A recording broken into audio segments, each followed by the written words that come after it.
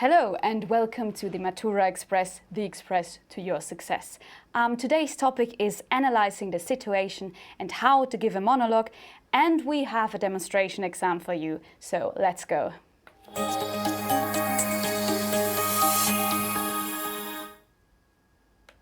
Hello and welcome back. My name is Maria. I'm really sorry for my lips. I had a really bad cold and yeah, that's what's left of it. Gross, I know, sorry. But okay, I'm a new member of the English Matura Express team, and today, as I've already mentioned, we are going to talk about monologue introduction, and we have a demonstration exam for you. So let's go. Okay.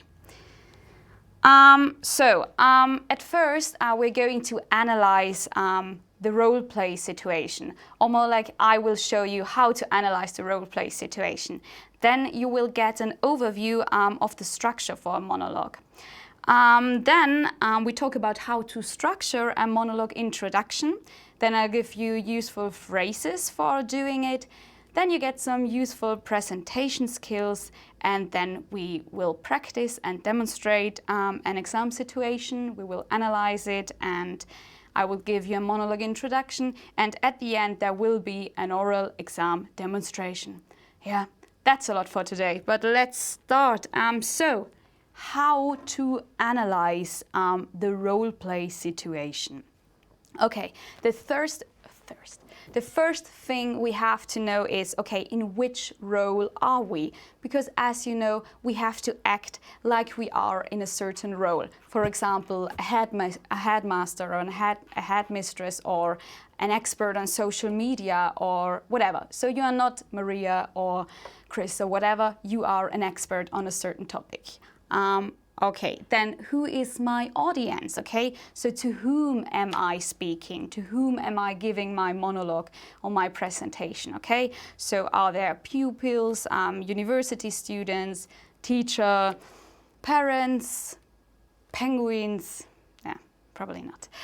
Okay, then what is the subject of my speech? So am I talking about modern means of advertising, about education? It depends, okay? And then in which type of situation am I? So is it a talk? Is it a presentation? A seminar? Okay. Then let's have a look at the structure of a monologue. So we start with the introduction. So who am I? Hello, my name is. Dear students, blah, blah, blah.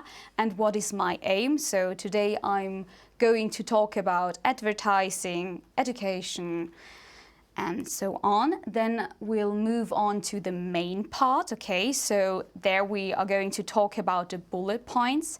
Try to be very clear, try to structure your speak clearly. I know that's difficult, but what's really helpful is taking notes, okay? So there will be a stream on how to take notes, because there are some strategies to do so, and it's on the 28th of November. So have a look at it, okay? Then, in the main part, you also have to give examples, okay, to emphasize your arguments. And also try to address the audience. I know it is a monologue, but still try to interact, okay? So try to say, have you ever thought about, or try to address the audience. And then there is the conclusion, so how you conclude the whole monologue. Just summarize your key points, okay? And also say thank you, okay? So like, thank you for your attention, and feel free to ask any questions. Good. So now how to structure a monologue introduction. First of all, introduce yourself. Hello, my name is, I am an expert on. And then try to catch the attention of the audience, okay? So you can be very creative. I know it's an exam and it's probably not the time to be creative and open about it, but really try it, okay? Try to use some sort of catchy phrase, maybe a slogan, or ask a question, or mention a current example, or use a quote, or make a joke. A good one, okay? And then tell the audience what are you going to talk about. Okay. Good. Useful phrases for a monologue introduction. As I've already mentioned before, we need a greeting at the beginning, okay? So good morning, good afternoon, ladies and gentlemen, dear students, dear colleagues. Again, it depends on the situation you are in, okay? So then you can always use like, it's an honor to speak to all of you today. Sounds just very good, okay? And then start introducing yourself. So let me introduce myself. My name is Maria and I work for Google, Facebook. I am responsible for marketing, yeah. And then the subject and the topic and the purpose of your monologue. So I have been asked by the major to hold a talk about obesity, for example, okay? Today I'm going to talk about. So just what's your aim? What are you going to talk about? Okay. And then you can use a catchy phrase like in this example, nowadays obesity has become one of the most frequent causes for cancer or other diseases. Although I'm not really sure about it. If it's really a cause for cancer. Yeah, but maybe it is. Okay. And then let's come to useful presentation skills. Try to avoid hms and ams during your talk. I know that's really difficult, but I think if you have good notes, that would really help, okay? So go and watch the note-taking stream. And try to look at your audience. I know, again, you're nervous, but really try to look and focus on them and do not focus on your notes. And try to speak as freely as possible. Again, you should have good notes, but don't focus on them.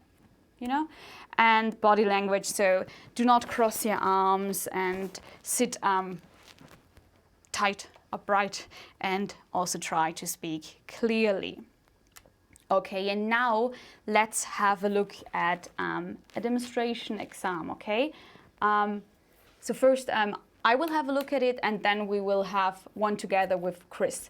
Okay, and in case you're wondering why the title is demonstration exams, normally there would be just 2 demonstration exams today on the topic of education, but we had some technical problems last week, and that's why we have the how to do a monologue today, or we had it, so it's almost done. And then we have the demonstration exam, so don't worry.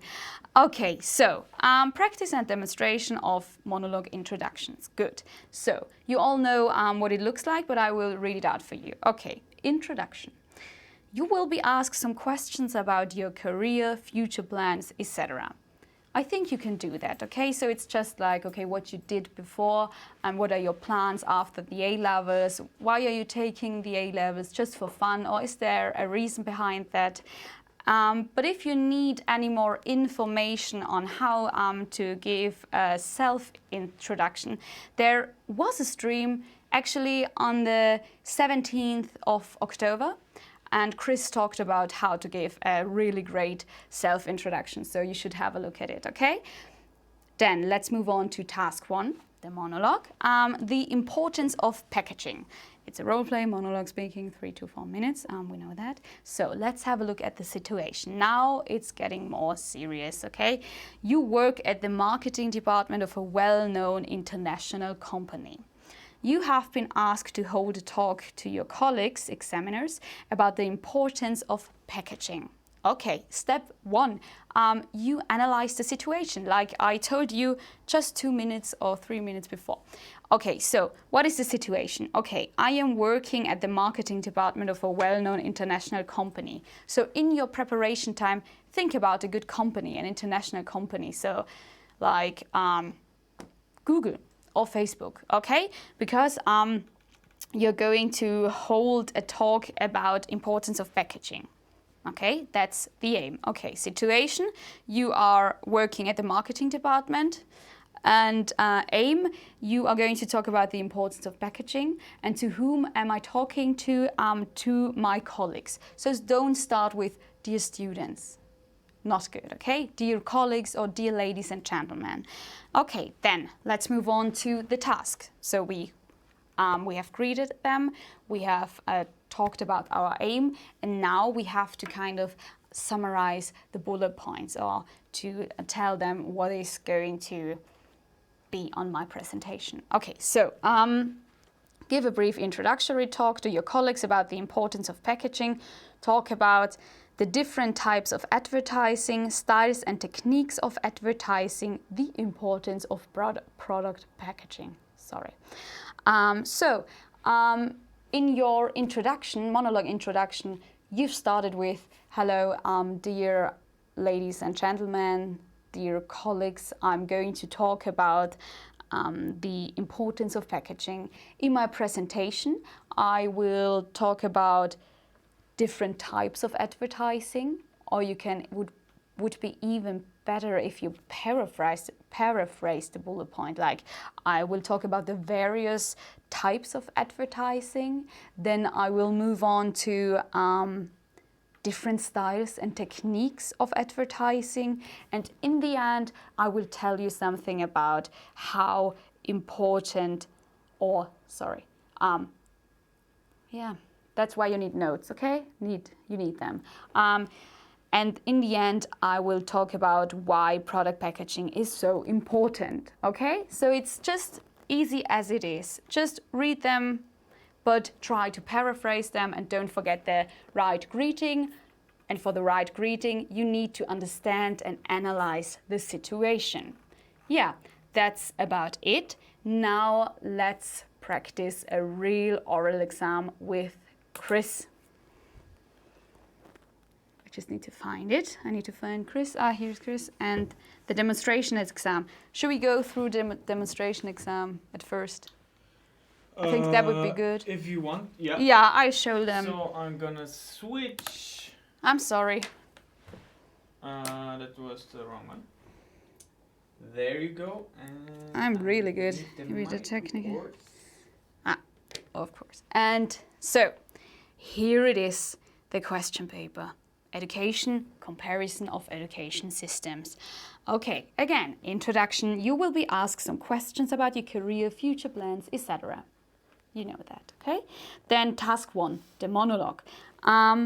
Comparison of the US and the Austrian education system. Now let's read the situation. You recently spent one exchange year at an American secondary school in Ohio. Ooh, great. In your English class, you have been asked to give a short presentation about your experience, okay? So think about the situation. You talk to your colleagues, classmates, okay? So give a brief introductory talk to your listeners about the US education system. Talk about an overview of the US education system, the major differences between the US and the Austrian education system, and problems and downsides of the Austrian system, okay? Good. And task 2, the dialogue task. What makes a good teacher?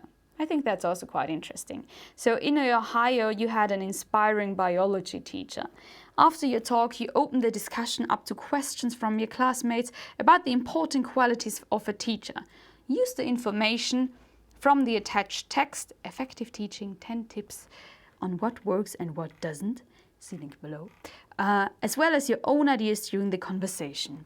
And then, of course, there is the follow-up discussion where you get to answer some questions, but also think about questions to ask the examination board. I mean, sometimes you don't have to ask some questions, but sometimes it's like, okay, do you have a question for the examination board?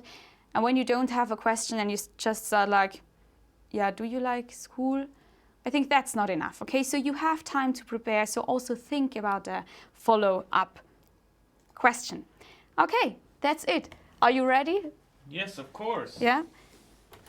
So I need to... So I'm gonna switch to both of us. And I can take some notes here? Can I Yes. just write on it? Yes, of course. Okay. Should work. Yeah. Do you want to do the introduction too? Yeah, we don't have to. Or should Okay. we? Yeah, Just- of course. We can do it. Yeah, we can do it. Okay. So good. Hello, can you please tell us something about what you did before? Why are you taking the A levels and what are your plans afterwards?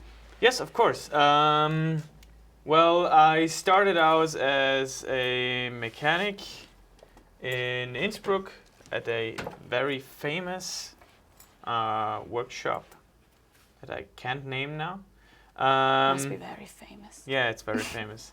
And but then I decided that I want to do something different, and I've been fascinated my whole life with animals, and therefore I want to study biology. And in order to do so, I need to complete the A levels, unfortunately. So therefore, I decided to apply or not apply, just attend this course and yeah, do the A levels, and then I probably gonna study in the near future. I hope in Innsbruck, since I love Innsbruck. Yeah. Oh, that's great. Yeah. Okay, thank you. So now let's move on to task 1, please. Yes. Dear ladies and gentlemen, my name is Ken, and since education is the most important topic, since we are really it's all about education, I'm gonna talk today to you about the US education system compared with the Austrian education system. And in my short talk, I'm gonna give you an overview of the US education system. Then I'm gonna point out the most important differences between so the Austrian and the US education system. And then I'm gonna talk about downsides and problems of the Austrian education system. So, as I've already told you, I'm gonna start with the US educational system. And since I was in Ohio, in a school in Ohio, I learned a lot about the education system in the US. And I'm just gonna quickly outline it. So basically in the US you also start with kindergarten, which is not that much like school education. So same as with our kindergarten.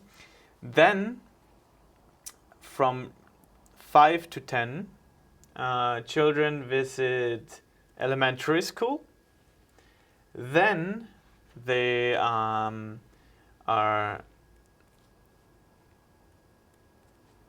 then they have to attend the junior high school, which is normally from 11 until 14.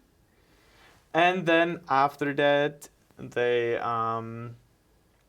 have to attend the senior high school. And these three steps, you might call it, are called the 12K. Yeah. It's because, the K-12, since it starts with kindergarten, so for K, and then you have 12 years to complete your primary education. After that, after you've finished your senior high school, you get your high school diploma and you're allowed to study at a university or a graduate college or something. Yeah, and then I'm gonna just outline the differences. Basically, the differences with our school system aren't that big or that that big. I can't find a word now, the right word, but there aren't that much differences. So since we also start with kindergarten, then there is some sort of primary education with the Volksschule. Then we have to attend either the Hauptschule or the primary stage of the high school. So high school, if we're visiting if we want to visit a Hauptschule or a Unterstufe Gymnasium. And then after we have done it, so with 14 years, we can decide what we're gonna do. And there is a difference. You can either attend some sort of high school, or you can also attend a school that has a focus on a specific job, as with a technical school or a school that is more concerned with marketing or something, or design. And then if you've finished your A levels, then you're allowed to study or start working. Yeah. And that's basically the difference between those two systems. With our system, I think there is the problem that maybe after the gymnasium, it's called, after high school, so compared to US system, you don't have, you only have the allowance to study, so you don't have an actual job, so you need to study that you have a not a valid training, but that you have a job after university. And with schools such as an HTL, so that's a technical school, you already have a job. Yeah.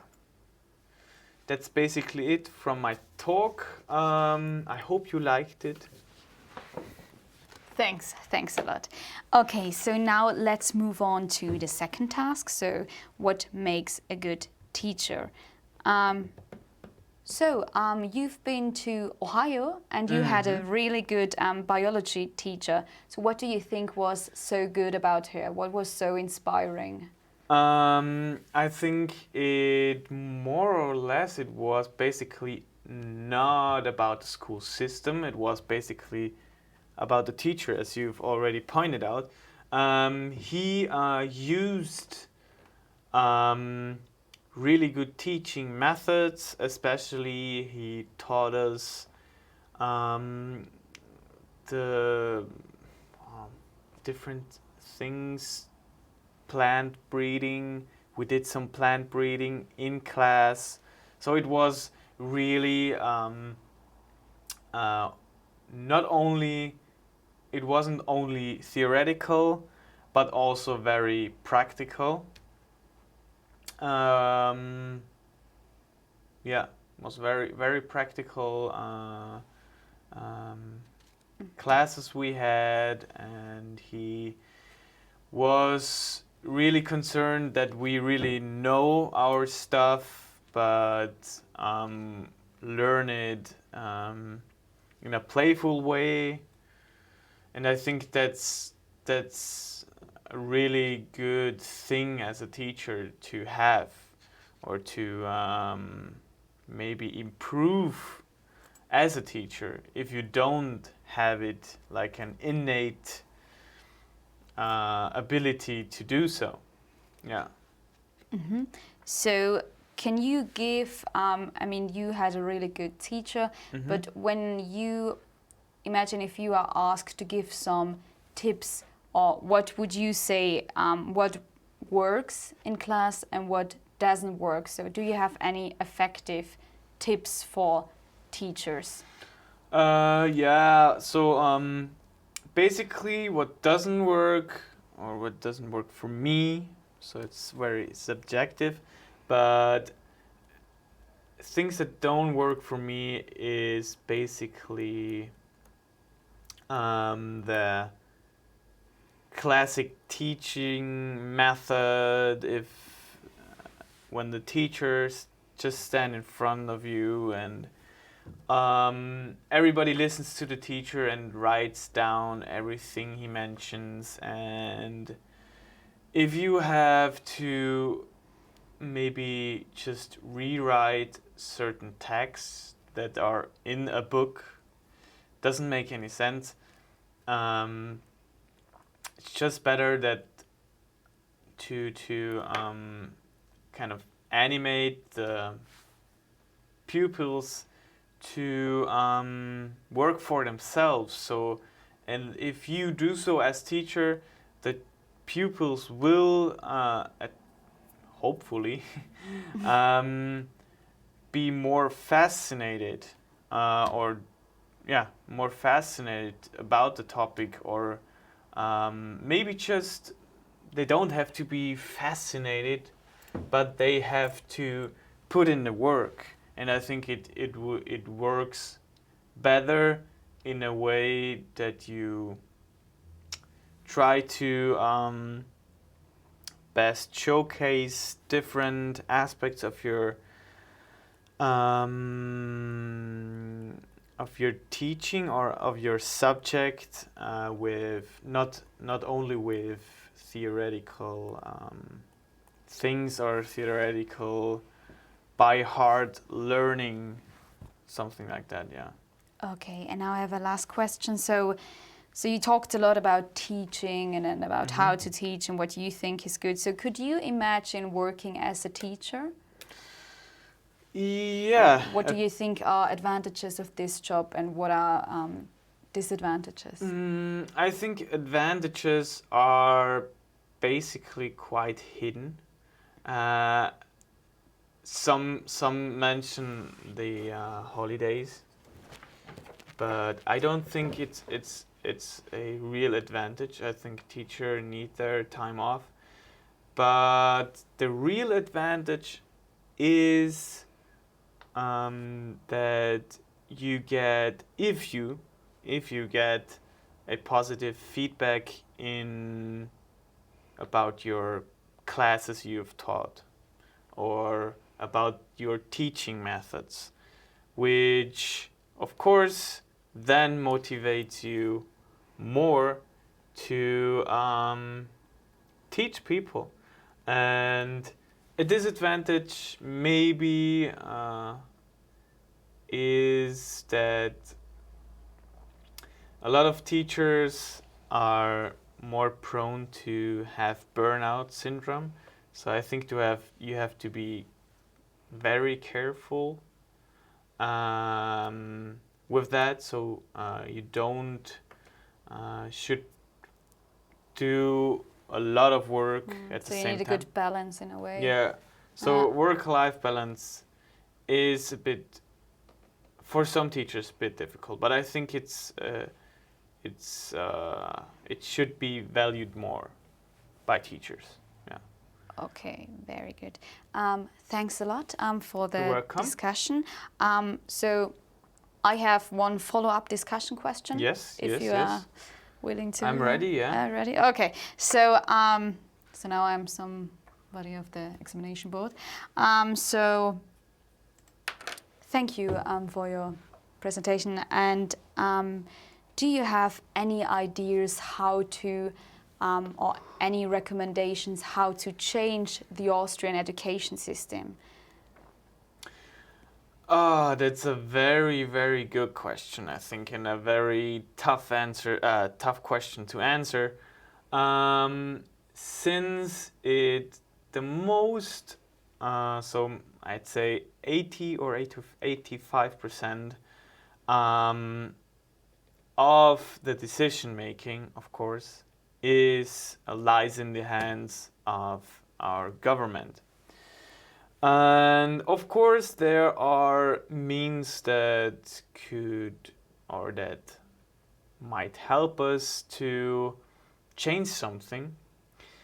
But as with means of direct democracy or something similar to that, but it's really different to change something. But I think if there are a lot of people, in this case teachers, they might bring about change in the education system.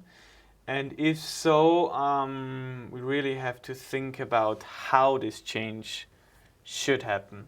I think it's very important to, at first, reduce the hours you have to work. Again, yeah, especially for young teachers. Yeah. I think the older ones can work longer than.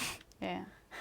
They don't need as much time to prepare. Yeah, that Yeah. could be a reason. Okay, thanks a lot. You're welcome. Okay, that's about it. Now let's have a look at the notes, at my notes. Good. So, the self-introduction, he did a really good job. I mean, he's an expert on it, so watch his stream. He talked very freely about a lot of things, okay? So, really good. Nothing to add. Then, this situation, the monologue. I mean, he talked in his English class. Oh my God. Oh. Okay. He talked in his English class, so maybe you could also start with dear students, but dear ladies and gentlemen, that's also really fine, okay? So he recognized the situation, and then his aim was very, very clear. So he gave the purpose of his presentation really early, and so we knew what we are going to expect, yeah? And then an overview of the US education system. Again, he had really good vocabularies because he knew all the name of the schools. That's very important, okay? That's something you have to study, you have to learn, okay? And he also knew the K-12 term, which is quite impressive. So I was quite impressed, so also the examiner will be quite impressed if you know such terms. Then the major differences between the US and the Austrian education system. Again, I think he wasn't able to find a word, I didn't know which one, but he was able to paraphrase it, and that's very important. That's a very important thing. No, I can't find the word. Thing to do, okay, to paraphrase words you just don't know. Because it's an exam, of course you are nervous, okay? So then the end was problems, downsides of the Austrian system. He talked about it, and yeah, good. So, and what I have noted here, so just above me, clear structure. So what was really clear was like, okay, now I will move on, now I'm going to talk about. So as a listener, that's very comfortable, but it's very easy to follow his speech, so that's very good, okay? Really think about the clear structure and how to come from one bullet point to the next one. That helps a lot. Now let's have a look at the dialogue. That's always so difficult to take notes when you have to listen and talk. But yeah, again, very good vocab, so innate ability, very good word. Then what was really great, I wasn't really able to interrupt. So not that it's, I mean, there was interaction, but I didn't have the feeling to kind of interrupt or to ask more, because he was giving so much information, and that's really good because he really knows the topic. And yeah, that's why you should study the topics, because then you can really talk freely about it, and that's great. And he also talked about, yeah, feedback, very important. And then the follow-up discussion, again, here's just change. But yeah, we talked about changes, and I think he gave a great example. I mean, maybe he could have given more examples, but I asked for one example. So I think he did a really great job. Good work, Chris. Okay, I think that's about it. Do we have any comments? Any likes? So far, we don't have comments. Oh. No. What about it? Unfortunately, we don't have comments. So maybe you have some more questions, then just feel free to ask us, okay? So whatever you want, just write it in, not whatever you want. So yeah, it has something to do with, it should have something to do with English. And just ask and we are going to answer it. And yeah, if you enjoyed the video, then please hit the like button and subscribe to our channel because we post new videos every Monday and Wednesday. Great. Okay, that's about it. Thanks a lot and see you next Wednesday.